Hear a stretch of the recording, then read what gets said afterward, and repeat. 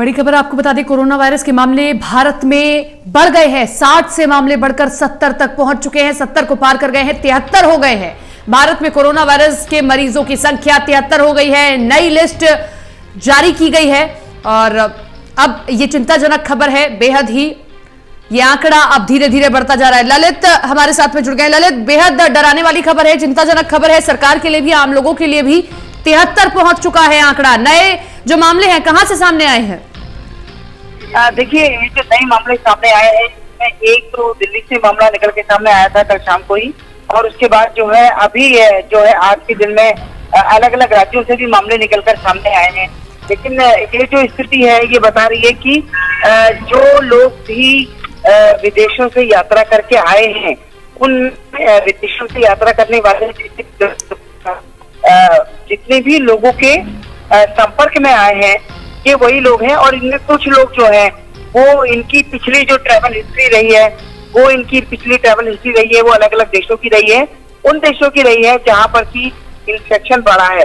तो कुल मिलाकर अगर देखा जाए तो ये जो स्थिति बता रहा है, ये यहाँ पर जो कोरोना के मामले जो है अब उनमें बढ़ोतरी हो रही है, और लगातार जो भारत सरकार जो है वो अलग अलग देशों से भी लोगों को लाने की कोशिश कर रही है, लेकिन पहले उनकी जांच वहां पर कराई जा रही है। और अब देखना ये होगा कि किस तरह से इन मामलों पर नियंत्रण पाया जाता है। सबसे बड़ी बात यह है कि सपना, कल रात ही जो है WHO ने इस बीमारी को महामारी घोषित किया है।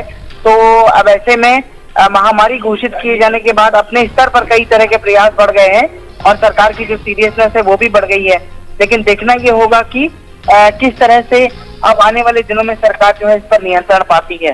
जी ललित, ये देखा जा रहा है कि सरकार जो अब लोग आ रहे हैं या फिर जो लोग अब जाएंगे उन पर तो नियंत्रण रख रही है, लेकिन पुरानी ट्रैवल हिस्ट्री खंगालना भी बहुत जरूरी है, क्योंकि जो ये मामले सामने आ रहे हैं वो ज्यादातर वो लोग हैं जो स्क्रीनिंग से पहले इटली से आए हैं या कहीं और से आए हैं और वही संक्रमित पाए जा रहे हैं। तो इंपॉर्टेंट है सरकार के लिए इस वक्त ये भी कि वो पुरानी ट्रैवल हिस्ट्री भी खंगाले। जी बिल्कुल, निश्चित तौर पर ये अपने आप में बड़ी बात है कि जो उनकी ट्रैवल हिस्ट्री रही है वही इस बीमारी को आगे बढ़ाने में बड़ी एक तरह से मतलब देश में फैलाने में अपना वो कर रही है, और लगातार जो है पेशेंट आगे बढ़ रहे हैं।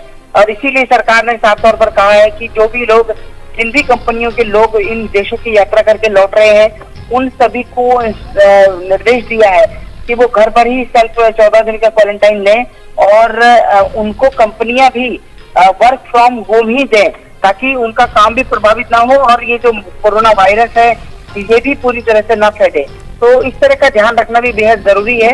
और अब देखना होगा कि आज जिस तरह से महामारी घोषित हुई है, अभी 2 बजे इस पूरे मामले पर 3 बजे प्रेस कॉन्फ्रेंस होने जा रही है, तो क्या कुछ नई चीजें निकलकर सामने आती हैं। आज दिल्ली में भी एक मीटिंग अभी शुरू होने वाली है, जिसमें मुख्यमंत्री अरविंद केजरीवाल, दिल्ली के स्वास्थ्य मंत्री और तमाम अधिकारी मौजूद रहने वाले हैं। तो लगातार मीटिंग तो की जा रही है, लेकिन अब मीटिंग का सार क्या निकल कर आए, क्योंकि आंकड़ों पर कहीं तो लगाम लगनी चाहिए। मुझे लगता है ये धीरे धीरे पार होते होते कहीं 100 तक ना हो जाए, क्योंकि 70 तक पहुंच चुका है, 70 के पार हो गया है। डराने वाला अभी आंकड़ा होता जा रहा है।